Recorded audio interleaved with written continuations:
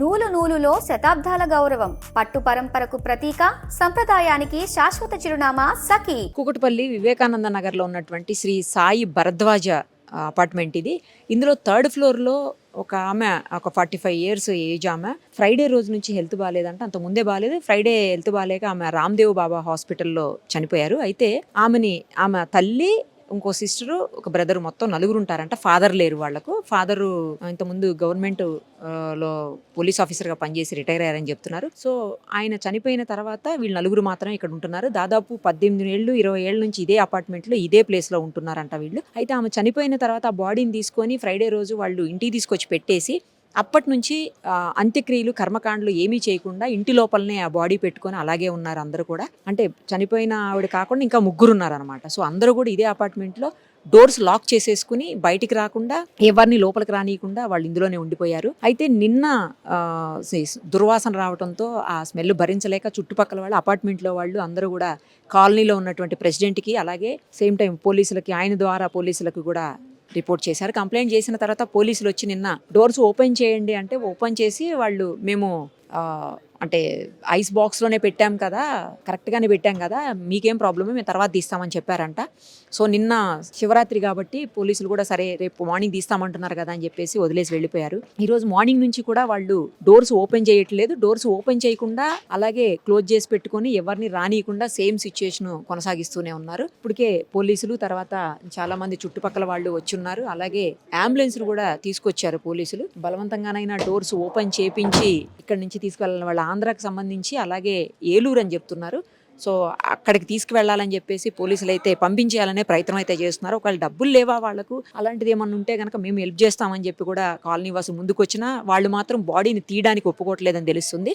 అయితే కుటుంబ సభ్యులందరికీ కూడా మానసిక స్థితి సరిగా లేదు అని చెప్పేసి చుట్టుపక్కల వాళ్ళు, అలాగే కాలనీ వాసులు, కాలనీ ప్రెసిడెంట్ అందరూ కూడా చెప్తున్నటువంటి పరిస్థితి. మానసిక స్థితి బాగలేకపోవటం వల్లనే వాళ్ళు ఎవరిని లోపలికి రానియకపోవటం, బాడీని చనిపోయిన తర్వాత కూడా బాడీని క్రిమేషన్ చేయకుండా అలాగే పెట్టుకోవటం అనేది అందుకే జరిగిందని చెప్పి తెలుస్తోంది.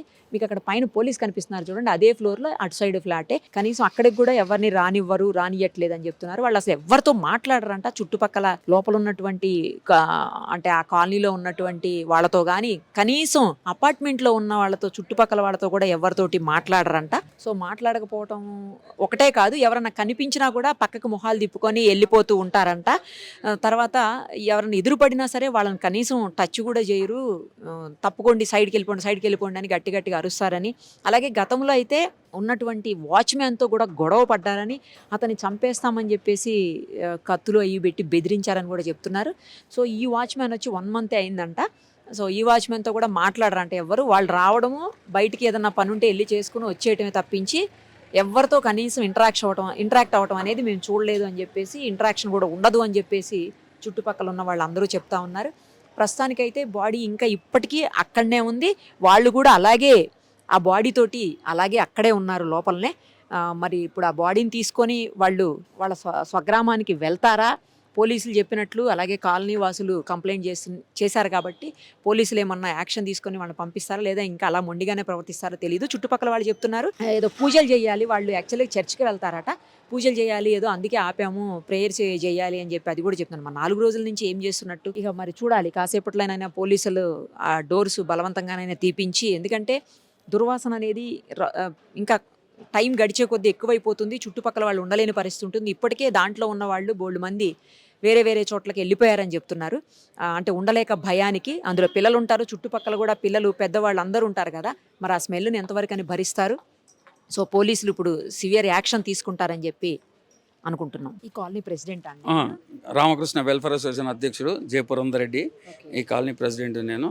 ఎప్పటి నుంచి ఉంటున్నానండి ఇక్కడ? నేను 40 years నుంచి ఉంటున్నాను మేడం. ఏం జరిగింది అసలు ఈ బిల్డింగ్లో? ఈ బిల్డింగ్లో ఏం లేదు మేడం, వీళ్ళు ఉండబట్టి 18 సంవత్సరాల నుంచి ఉంటున్నారు. 6 years బ్యాక్ వీళ్ళ ఫాదర్ కూడా చనిపోయాడు. ఇప్పుడు అమ్మాయి ఫాదరు. వీళ్ళు 4 ఉంటుండ్రి, తల్లి, కొడుకు, 2 కూతుళ్ళు. అమ్మాయి అంటే అనారోగ్యం వలన చనిపోయింది. మన రామ్దేవరావు హాస్పిటల్ అని చనిపోయింది ఫ్రైడే. మోర్ దెన్ 40-42 ఉంటుంది. అమ్మాయి చనిపోయింది. చనిపోయిన తర్వాత ఇక్కడ తీసుకొచ్చారు. అంటే మాకు కూడా తెలియదు, మాకు నిన్న తెలిసింది. వీళ్ళు ఇక్కడ ఈ దీంట్లో ఉండేటోళ్ళు నిన్న చెప్పారు. శుక్రవారం నుంచి ఇక్కడే ఉంది ఇక్కడనే బాడీ ఉంది. శుక్రవారం నుంచి ఇక్కడ నుండి ఊరు తీసుకెళ్తామన్నారు. నిన్న మాకు తెలిసింది. నిన్న శివరాత్రి పండుగ ఉంది కాబట్టి సరే ఇక ఉండని మరి రేపు ఉదయం తీసుకెళ్తారని చూసాము. వాళ్ళు రాత్రి లాకేసుకొని వెళ్ళిపోయారు. ఇప్పుడు ఉదయం వాళ్ళ తల్లి అన్న వెళ్ళిపోయారు. ఉదయం 11 గంటలకు వచ్చారు. మేము ఉదయమే పోలీస్ డిపార్ట్మెంట్కి నిన్న ఇన్ఫామ్ చేసాము, మున్సిపల్ అధికారులకు చేసాము, అందరికీ చేసాము.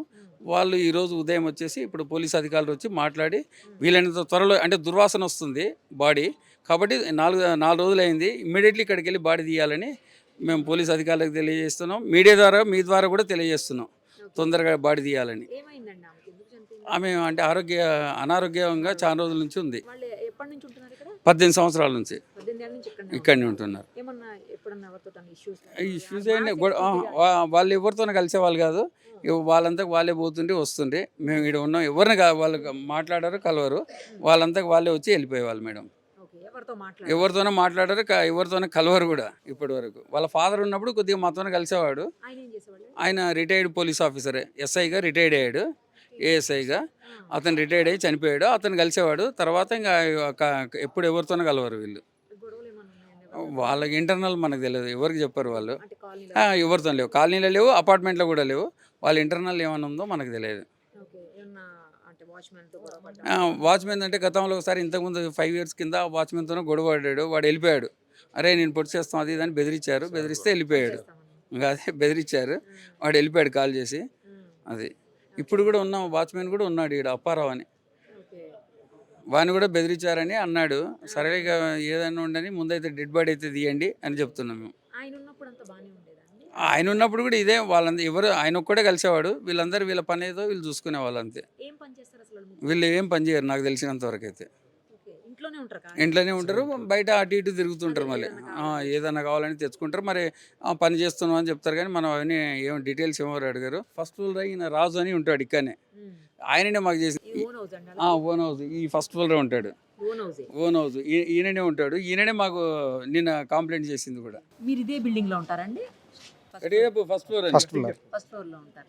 ఏం జరిగింది అసలు? మీకు ఎప్పుడు ఇన్ఫర్మేషన్ వచ్చింది? మాకు 3 days క్రితం అన్నారు, మా పిల్లలు చూసారట అదే బాక్స్లో తీసుకురావడం. మా వాచ్మెన్ చెప్పాడు, బట్ మా పిల్లలు చెప్తే నేను లైట్గా తీసుకున్నాను.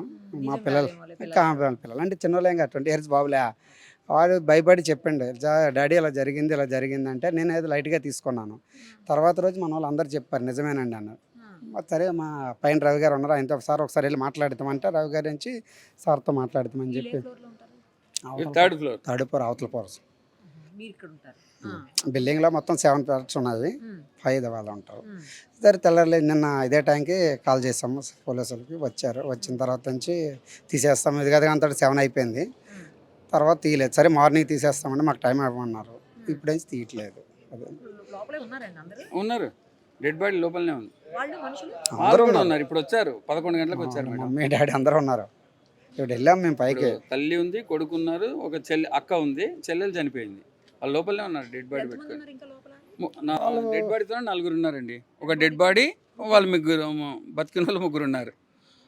తల్లి, అక్క, వాళ్ళ అన్నయ్య, వాళ్ళు ముగ్గురు ఉన్నారు.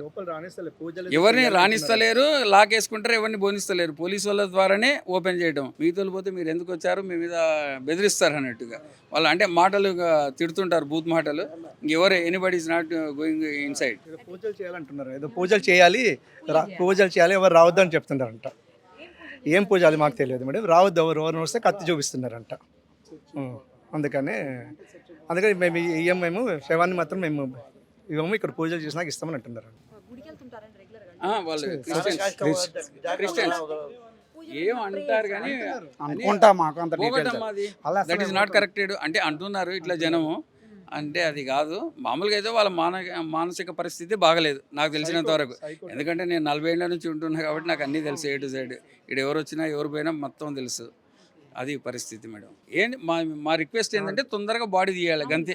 ఎందుకంటే దుర్వాసన వస్తుంది, ఇన్ఫెక్షన్. ఇక్కడ కాలనీలో అందరూ మహిళలు పిల్లలు అందరూ ఉంటారు కదా, తొందరగా తీయాలని పోలీసు డిపార్ట్మెంటు, మున్సిపల్, మీ మీడియా ద్వారా కూడా తెలియజేస్తున్నాం. వీలైనంత త్వరలో తీపియండి.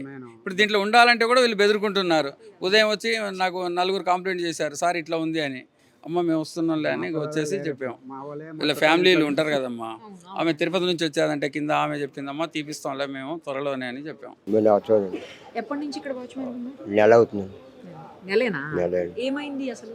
అసలు ఏమైందో తెలియదు నాకు. ఆ. వాళ్ళు ఎప్పుడు తీసుకెళ్లారో హాస్పిటల్ కూడా తెలియదు. ఆ, వాళ్ళు ఎలా తీసుకెళ్లారో కూడా తెలియదు. ఉమ్. తెలియకపోతే శుక్రవారం నాడు సాయంకాలం 5 గంటలకు తీసుకొచ్చారు. చనిపోయినా? చనిపోయి తీసుకోరు. ఆ, తీసుకొచ్చిన తర్వాత వాళ్ళు కాదే అది దుప్పడనే తెల్లగొడ్డ వేసేసుకొని ముసుగు వేసేసుకొని పైకి మోసుకొని పోయారు. డ్రైవరు యాంప్లస్ డ్రైవరు ముగ్గురు మోసుకొని వెళ్ళిపోయారు. ఉమ్, మోసుకొని వెళ్ళిపోయిన తర్వాత నేను పైకి వెళ్ళి ఏటో చూశాను. చూస్తే మరి తలుపు వేసి ఉంది. ఉమ్, తలుపు వేసి ఉంది. వాళ్ళు ఎవరు కొట్టినా తలుపు చేయరు అండి. అందులో నేను అయినా చెత్తకి వెళ్తాను. నేను ఆ చెత్తకి వెళ్ళినప్పుడు చూస్తూ ఉంటాను. అయినా ఒక పైన సీట్లు ఉన్నారు, వాళ్ళు తేవాలా ఇది తేపోయినా ఆ చెత్త గురించి వెళ్ళాలా కంపల్సరీగా అని వెళ్ళాను. ఆ చెత్త తెచ్చుకునేవాడిని వచ్చేసేవాడిని. వచ్చేసి మామూలుగా నా పని ఏదో నేను చెక్క పెట్టుకున్నాను. మళ్ళీ ఇట్లా దిగుతారు కానీ మాతో మాట్లాడటం చేయరు. ఒకరితో మాట కానీ ఒకరితో చేయడం కానీ ఏమి కానీ ఉండదు. ఉమ్. ఇదండి వాళ్ళతో కూడా మమ్మల్ని కూడా మాట్లాడొద్దని సార్. ఏ ఊరు వాళ్ళది? ఏమో తెలియదు సార్, మాకు అసలు తెలియదు. నాకు నెల అయిందండి. అసలు ఇల్లు బిల్డింగ్లో పూర్తిగా ఎవరు ఉంటున్నారో కూడా పూర్తిగా తెలియదు నాకు. ఇంకా తెలియదు. ఉమ్. నువ్వు వెళ్ళి అడిగావా మరి ఏంటి డోర్లు వేసుకున్నారు? దూరం అడగలేదండి. వాళ్ళు అడగొద్దని సార్ అండి. ఎవరు కూడా వాళ్ళతో మాట్లాడొద్దని సార్. వాళ్ళతో మనం వెళ్ళకూడదు కదండి. వాళ్ళు ఇక పోలేదు. వెళ్ళలేదండి. ఇంకా మాట్లాడినండి వాళ్ళతో మాట్లాడి కింద వచ్చి మాట్లాడేవాడిని కాదు. నీతో కూడా మాట్లాడారు? నాతో మాట్లాడలేదు. ఇప్పుడు కూడా నెల అయింది కదండి మాట్లాడలేదు.